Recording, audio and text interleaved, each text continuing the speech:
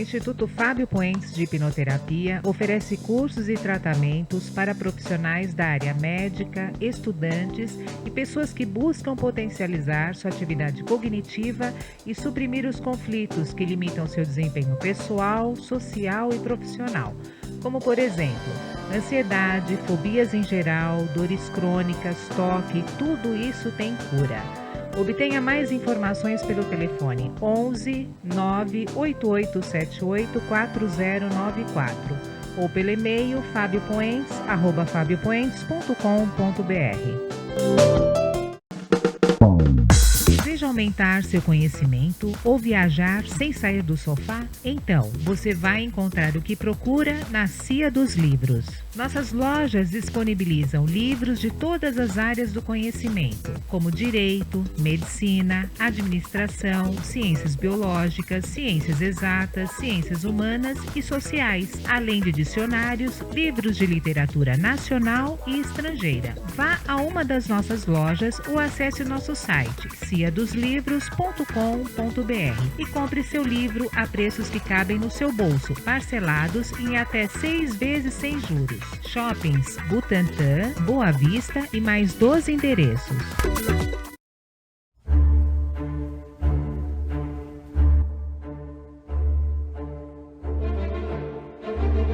Olá pessoal, sejam todos bem-vindos. Olá Beto, tudo bem? Oi Tata, tudo jóia? Oi pessoal, começando aqui mais um Nós e o Universo, né Tata? Mais um programa Nós e o Universo. É isso aí. Com a apresentação e produção do cientista Luiz Roberto Dalpogetto e da pesquisadora Renata Gracioso. O programa Nós e o Universo vai ao ar de segunda a sexta, sempre neste mesmo horário, e tem 30 minutos de duração. Apesar de gravado, ele é interativo. Envie sua pergunta ou sugestões para a pauta para o e-mail nozuniverso@outlook.com, no Facebook /Nós e Universo e pelo WhatsApp 11 99424 2742. O objetivo do programa é ajudar a aclarar um pouco sobre as nossas origens, para que possamos nos conhecer melhor acerca de quem somos e quais os nossos objetivos neste mundo sob a ótica científica. Não é mesmo, Beto? É isso aí, Tata. E no programa passado, como de costume a gente sempre faz, aqui uma espécie de recordação do que falamos da última vez.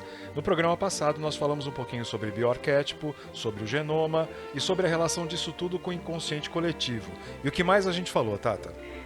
Beto, você fez a conexão do genoma, ou DNA, como preferir, com o inconsciente coletivo. Você comentou também sobre o vídeo do YouTube, né? Aquele vídeo dos seus antepassados, através do DNA. Exato. E falamos também um pouco sobre o cérebro e a mente. Mas tem mais informações sobre esse tema, não é, Beto? Com certeza tem, Tata. Então, a gente já pode entrar de sola nele? Sim, fica à vontade. Então tá bom, gente. Bom, como pauta, como assunto central hoje, a gente vai continuar discutindo, então, mais sobre o cérebro e a mente. E aqui eu fiz uma pequena listinha para eu não esquecer, porque como é um assunto bastante extenso, é importante que eu coloque isso dentro de uma ordem que vocês possam ir assimilando, né? Porque eu pelo menos tenho papel e caneta aqui na minha frente, mas você de repente está dirigindo, você de repente está em casa aí estudando ou fazendo qualquer outra coisa, então é importante que eu organize isso para que você possa absorver a informação da melhor forma possível.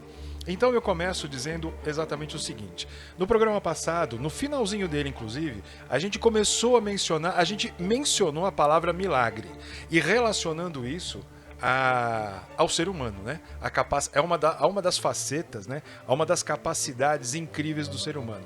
Aí eu até brinquei no final do programa, falei assim, nossa, tem gente que tá me ouvindo agora, falando, não, mas eu vivi um milagre, aconteceu isso comigo, eu me curei disso, Então eu prometi explicar hoje para vocês o que seria isso. Então eu começo exatamente agora explicando o fenômeno milagre. Certo, Tata? Isso mesmo, Beto. Muito bom. Então vamos lá. Eu começo, inclusive, fazendo um apelo aqui a quem já, por exemplo, um apelo mental, logicamente falando, aqueles que já tiveram em Aparecida do Norte e que tiveram a oportunidade de conhecer o Salão dos Milagres, né, Tata? Para quem nunca foi, eu vou descrever rapidamente. É uma sala enorme, gigantesca, tem um pé direito bastante alto e tanto no teto como nas paredes ali ao redor existem próteses, pernas mecânicas, muletas, objetos que as pessoas deixaram lá como forma de agradecer a padroeira do Brasil, no caso Nossa Senhora Aparecida, por conta de alguma graça alcançada. 90%, acredito, dos pedidos ali, dos agradecimentos, tem a ver, Tata, com a saúde, né? Sim. E aí vem a grande explicação. A gente em programas, aliás, acho que foi o primeiro ou segundo programa nosso por aqui nesse novo horário, nós fizemos uma espécie de comparação e colocando os prós e contras em relação às doutrinas, às religiões aí que existem ao redor do planeta. E a gente, em certo momento, comentou um pouco sobre aquela questão da imagem, de cultuar imagens. Então, igrejas, por exemplo, ou religiões que tem por elemento principal até a figura de um santo, de uma pessoa que realizou um milagre no passado, então ela foi canonizada, virou uma espécie de santo, uma figura santificada, eu acho que é até melhor dizer, porque você tem isso tanto na Igreja Católica, como você também tem em outros segmentos da Igreja Cristã, tá? E até em outras religiões também. Por exemplo, Buda, vamos colocar assim, o Buda não pediu para fazer a estátua dele, mas lamentavelmente, né, nos templos você tem a figura do Siddhartha Gautama, né, ou então um dos Budas, representado por uma figura, um hominídeo, né, uma pessoa ali, um asiático, né, com uma túnica, enfim. Toda vez que você trabalha essa coisa da imagem, né, da figura, você acaba criando nas pessoas um dispositivo, um pré-dispositivo para que elas acreditem naquilo que elas não enxergam, né? Então, olha que interessante esse fenômeno, voltando a falar de milagre. Nós crescemos, nós somos educados dentro de uma cultura onde, por exemplo, eu vou falar eu acho que é a realidade de 1,4 bilhões de pessoas no planeta, né, que são os fiéis seguidores da Igreja Católica, que por força da educação católica que tiveram, tem como objeto central as figuras santificadas. Então, eu tô passando por um aperto danado, eu descobri que eu tenho uma doença rara e o médico falou, olha, você tem um tempo aí de vida e tal. Imediatamente, a minha reação, né, é mover céus e terras internamente para que realmente eu me cure. Mas é claro que eu não acredito, né, vamos começar a juntar os pedaços agora, eu não acredito que eu sozinho sou capaz disso. Então o que eu faço? Eu pego e direciono eu foco o meu pedido, né, numa figura, numa imagem, numa estátua, na qual eu fui educado para entender e acreditar que ela pode me curar, ela pode me salvar. Nesse momento, pessoal, acontece um fenômeno interno, né? Há uma alteração no sistema nervoso autônomo, acontecem fenômenos internos que são geridos pelo cérebro, tá certo? A partir da crença, a partir daquilo que se chama de fé, comumente falando, a partir da crença de que aquele santo, aquela figura representada em estátua ou imagem, tem o poder de me curar. Lembra que eu até comentei no programa passado que eu ia provar para vocês que quem faz o milagre somos nós. Sim. Não é o santo, na verdade. O santo acaba sendo uma espécie de ícone, né? Ícone, ferramenta através da qual você projeta a tua vontade de querer se curar. Porque a partir do instante que você joga essa responsabilidade para o santo, desculpa falar dessa forma, tá? Mas é que fica mais fácil da gente se comunicar. Na medida em que eu coloco isso nas mãos do santo, olha, me disseram que você é milagroso, então tá aqui, a minha vida tá nas tuas mãos, você tem que me curar, acontece uma coisa dentro de você. Primeira coisa, você deixa de ter conflitos, porque você fala, não, agora está na mão do santo, e o santo vai me curar.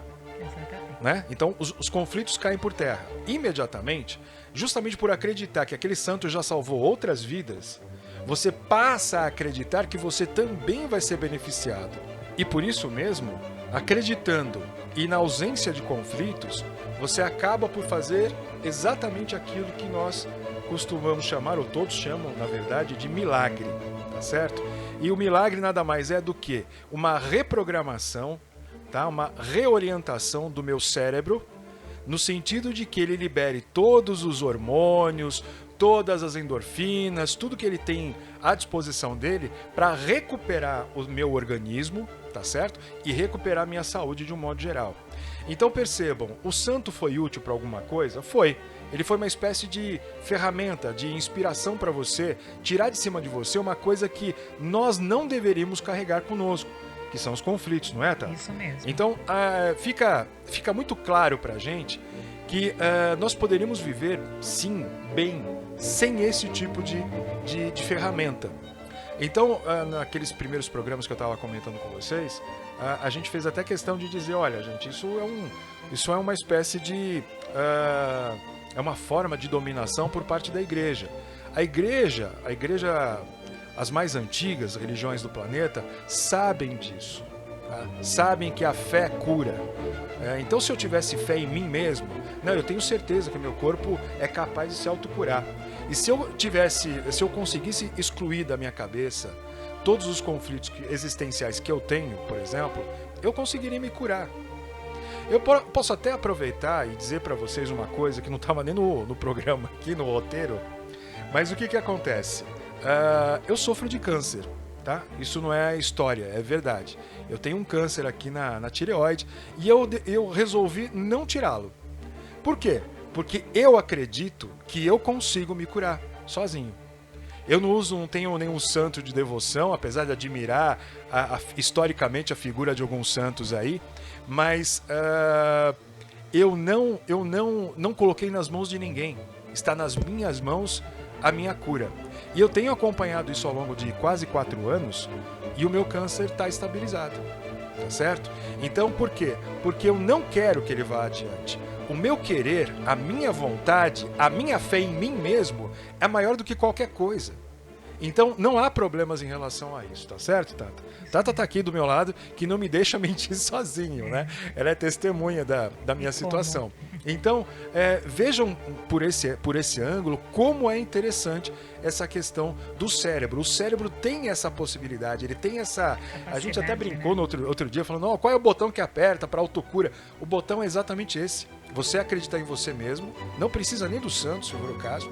Acreditar em você mesmo e excluir da cabeça todo e qualquer tipo de conflito que você tenha a respeito disso. O seu querer, né? A sua vontade é realmente poderosa. E é sobre isso que a gente está falando aqui hoje. Então os milagres, no final das contas, não deveriam se chamar milagres. Deveriam se chamar, sei lá, processos desafios, de autocura. Né? Exatamente. Processo de autocura. A minha autocura foi assim, a minha autocura foi assado. E a mesma coisa para outros assuntos. Por exemplo, eu tenho condições de, sei lá, eu sou, como eu estava falando no programa passado, fumante inveterado, eu quero largar do cigarro de qualquer jeito, do fumo, seja lá do que for.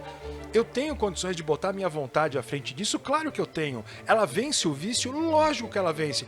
Mas nesse momento eu tenho um problema emocional e eu não consigo me livrar, eu não consigo botar minha vontade a meu serviço. Bom, então você precisa de ajuda de um profissional. Então eu até volto a falar aqui, mais uma vez, no Fábio Poentes, no Instituto Fábio Poentes de Hipnoterapia. O que ele faz lá? Ele faz essa recondução. Lembra que a gente estava explicando que o cérebro seria o hardware e a mente seria o software? Ele faz exatamente o quê? Ele faz uma alteração, tá? Indutiva no teu software e você acaba se comportando de maneira diferente. Essa mudança de comportamento é o suficiente para, às vezes, você largar de um vício, você perder uma certa mania. Sabe aquela história de toque, essa coisa toda? Funciona desse jeito. A gente pode se auto-reprogramar.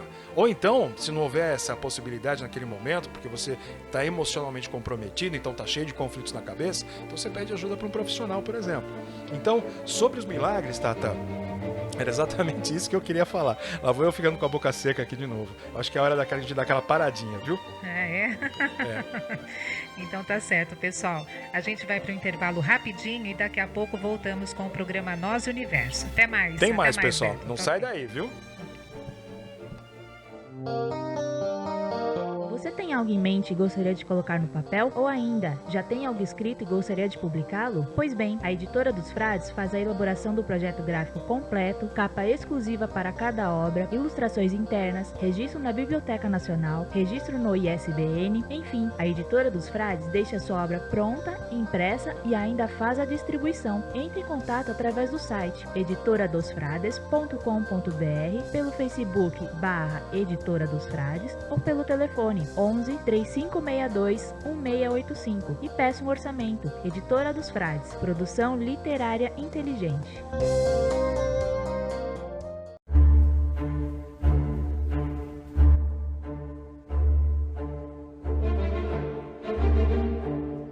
Pessoal, voltamos com o programa Nós Universo e nós aproveitamos, né, Beto, para agradecer a todos que foram nos prestigiar ontem, é né? verdade, isso mesmo. Lá na Companhia dos Livros da PUC. Lá na PUC, né?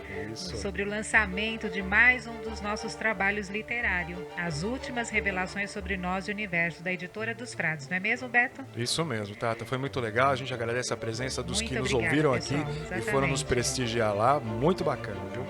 Pessoal, este livro, ele revela as nossas verdadeiras origens e também assuntos relacionados ao universo. Para quem tiver interesse em adquirir pelo site da Companhia dos Livros ou através das lojas nos shoppings Butantã, Boa Vista e mais 12 endereços, não é isso, Beto? 12 endereços. 12 Mas endereços, né? existem várias lojas, inclusive que o pessoal não conhece ainda muito bem. Você tem lojas dentro do Mackenzie, você tem lojas dentro da PUC, como foi aquela onde nós fizemos o lançamento.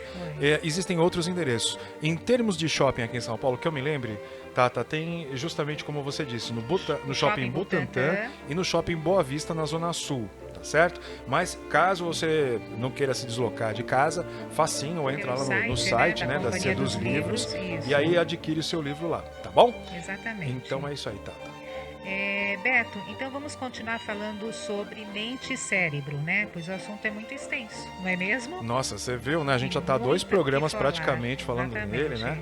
Então tá, agora eu quero falar sobre uma coisa, Tata, que muita gente brinca, outras levam muito a sério e que é super importante. A dor.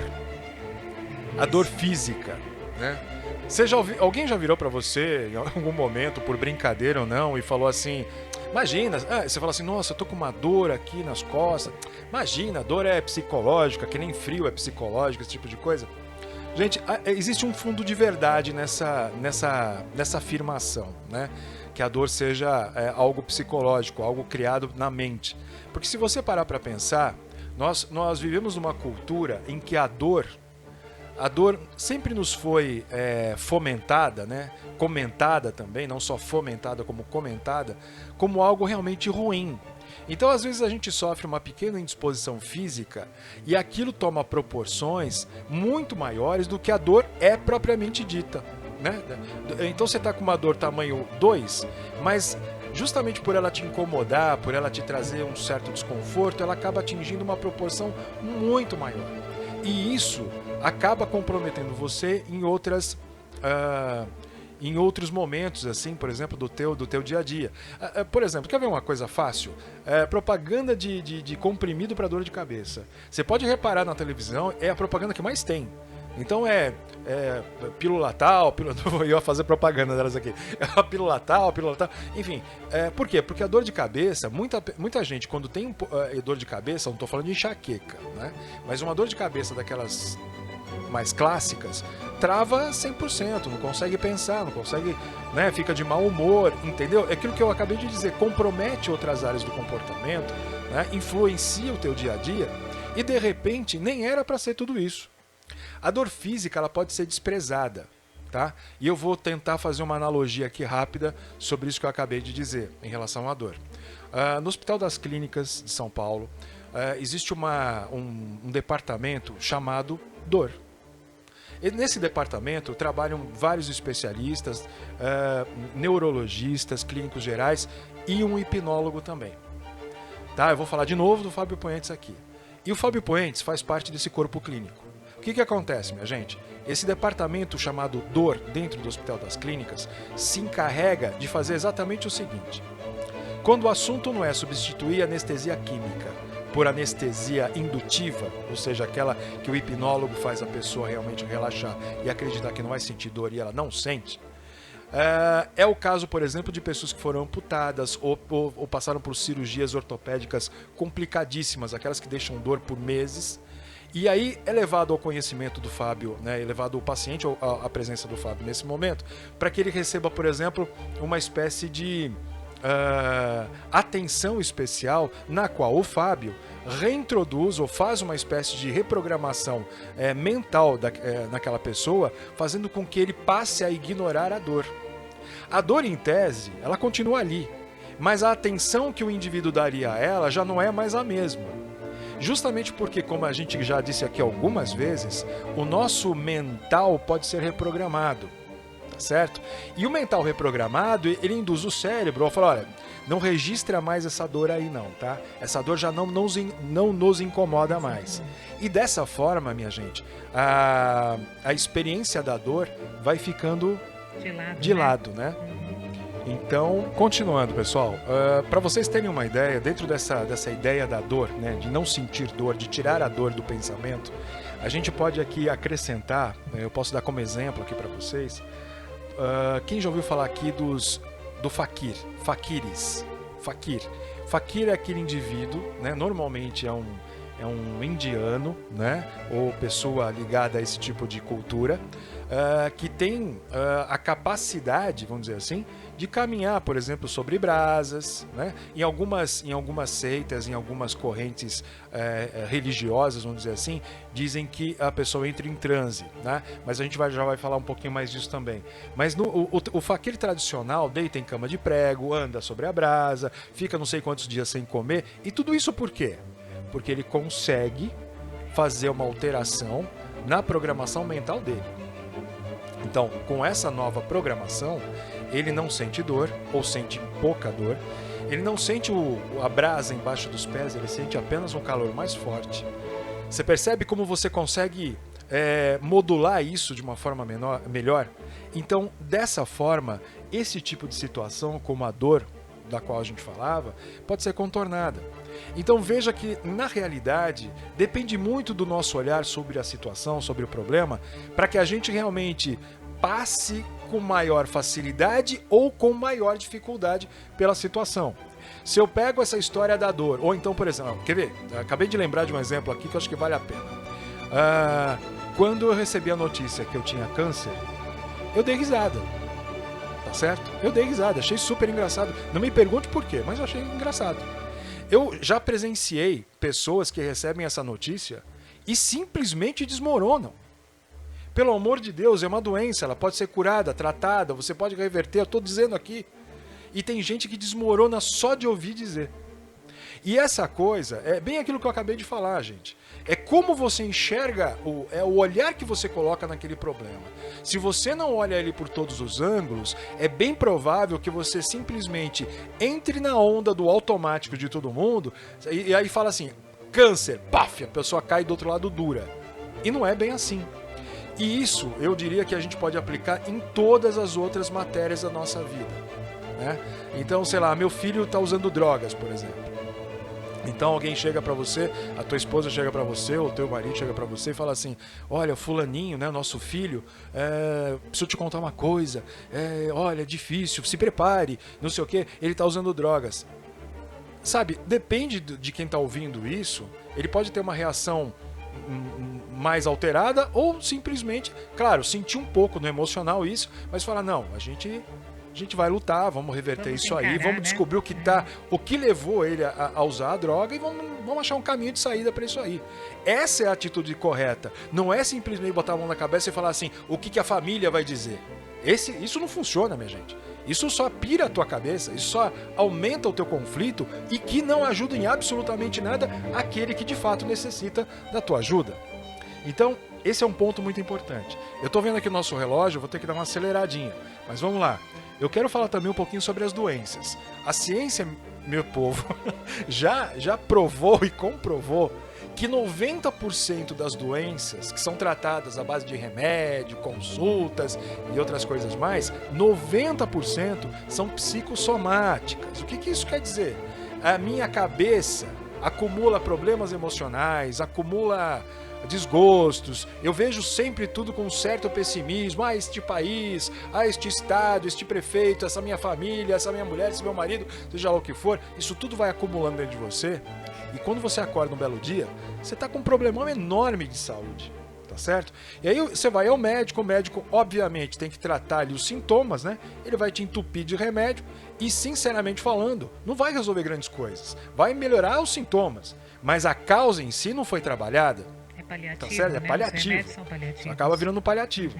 Então, eu faço um apelo a vocês que estão aí, né, dedicando seu tempo até a nos ouvir, até a gente agradece muito essa questão da audiência de vocês, mas tentem fazer uma experiência na vida de vocês. Tentem fazer alguma coisa diferente do que vocês fazem normalmente e vocês vão ver uma mudança absurda na vida de vocês. Eu garanto isso a vocês. Se não acontecer, eu já dei meu telefone, eu já disse onde eu ando, vocês podem até vir pessoalmente falar comigo sobre esse assunto. Eu garanto a vocês que isso tudo é possível. E sabe por que é possível? Eu vou dar aqui mais uma prova para vocês. Eu tinha mais umas outras coisas para falar, mas a gente fala de repente no outro programa, no próximo programa. Vamos falar de deficientes físicos? Existem pessoas simplesmente incríveis, que nasceram sem os 2 braços, sem as 2 pernas, têm um astral fantástico, superam tudo quanto é barreira que muita gente normal, com braços, pernas, mãos e dedinhos, não consegue. Totalmente perfeitos não conseguem. Então, a gente tem um exemplo típico aqui, e eu já peço aí para você pegar papel e caneta mais uma vez, que eu vou passar as coordenadas desse nosso amigo aqui. Ele está fazendo o maior sucesso no YouTube, na internet, sim. É palestrante, é um cara muito fera. E é um exemplo de superação, né, Beto? Mas não tenha dúvida. E para a gente falar rápido, para poder dizer exatamente o que move esse menino, o nome dele é Nick, já pegaram o papelzinho aí? Nick Vujicic.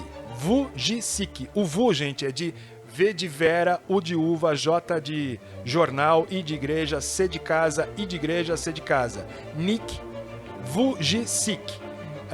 Procurem na internet e vocês tem lá um vídeo, inclusive, que está dublado em português, tá bom? Tá no então, YouTube.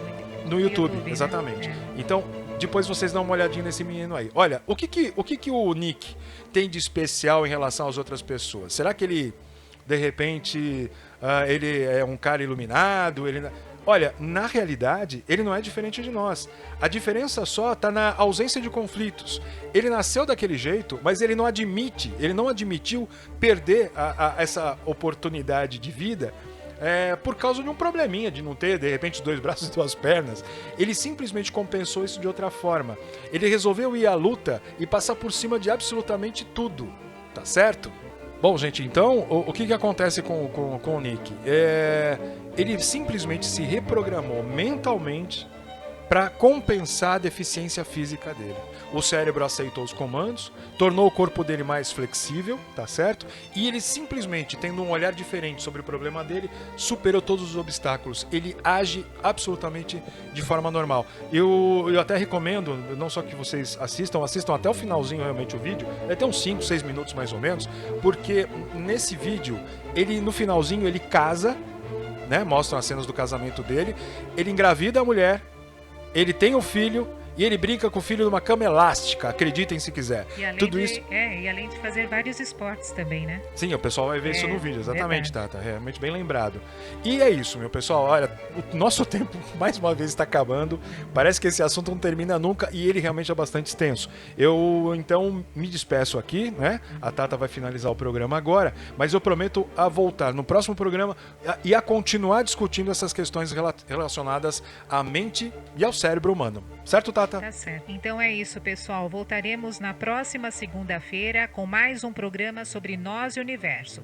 Participem, enviem uma pergunta ou uma sugestão de pauta para o e-mail noseuniverso@outlook.com ou através do Facebook /noseuniverso ou pelo WhatsApp 11 994 24 2742. Tá ok? Então, até segunda, Beto. Então, até segunda, pessoal. Até segunda, Tata. Um bom final de semana para vocês e até mais.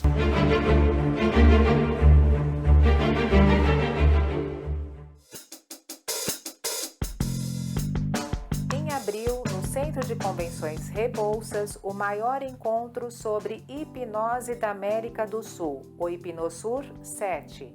Os maiores nomes da medicina mundial compartilhando novidades e tratamentos, utilizando técnicas de hipnose em cursos e workshops. De 20 a 23 de abril, Hipnosur 7. Inscrições em hipnosur.com. Informações 11 98878 4094 ou 11 98324 1636 ou pelo e-mail fabiopoentes@fabiopoentes.com.br.